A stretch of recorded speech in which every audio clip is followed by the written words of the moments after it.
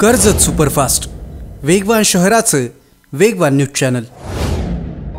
युवा सेनेच्या माध्यमातून दहिवलीमधल्या हर्षल मोरे यांच्या नावाचा डंका शहरामध्ये वाजत होता। अनेक समाजोपयोगी उपक्रमांच्या माध्यमातून हर्षल मोरे यांनी जनसंपर्क मजबूत केला होता।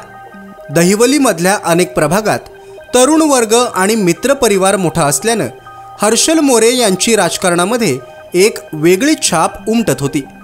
राजकीय वारं सकारात्मक असलं तर हर्षल मोरे हा चेहरा नक्कीच नगरसेवक होणार अशी खात्री सुद्धा व्यक्त केली जात होती।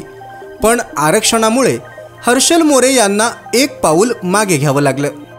अचानक हर्षल मोरे यांनी राष्ट्रवादीत प्रवेश केला आणि राजकीय चर्चांना उधाण आलं। हर्षल मोरे यांच्या पक्षप्रवेशामागचं कारण अस्पष्ट असलं तरी त्यामागे मोठी दूरदृष्टी असल्याचं बोललं जातंय। अनेक गाड्यांचा ताफा आणि शेकडो तरुणांना सोबत घेऊन हर्षल मोरे यांनी सुनील तटकरे यांच्या उपस्थितीत राष्ट्रवादीचं घड्याळ हातात बांधलं आणि राजकीय समीकरणं झटक्यात बदलली। मोठा मित्रपरिवार सोबत घेऊन शिवसेनेला रामराम करत अखेर हर्षल मोरे यांचा राष्ट्रवादीमध्ये प्रवेश झाला।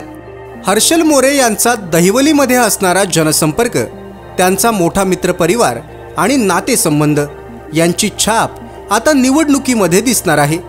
हर्षल मोरे हे नेतृत्व शिवसेनेमधून राष्ट्रवादीत गेल्यानं विरोधी पक्षांना मतांची खिंडार पडण्याची शक्यता नाकारता येत नाही।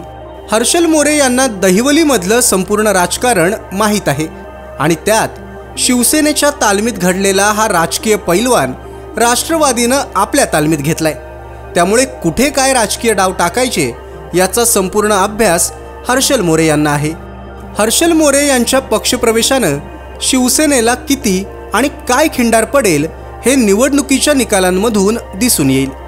हर्षल मोरे यांच्या राष्ट्रवादीत जाण्यानं महायुतीच्या उमेदवारांसह थेट नगराध्यक्ष पदाच्या उमेदवाराला सुद्धा मतांचा फटका बसू शकतो। त्यामुळे पुढे येतंय हर्षल मोरेचं नाव। राष्ट्रवादीनं परफेक्ट खेळलाय डाव असं चित्र आता दहिवलीत उमटायला लागलंय एवढं मात्र नक्की। तालुक्यातल्या घडामोडींचे अपडेट सर्वात आधी मिळवा कर्जत सुपरफास्ट चॅनलला सबस्क्राइब करायला विसरू नका।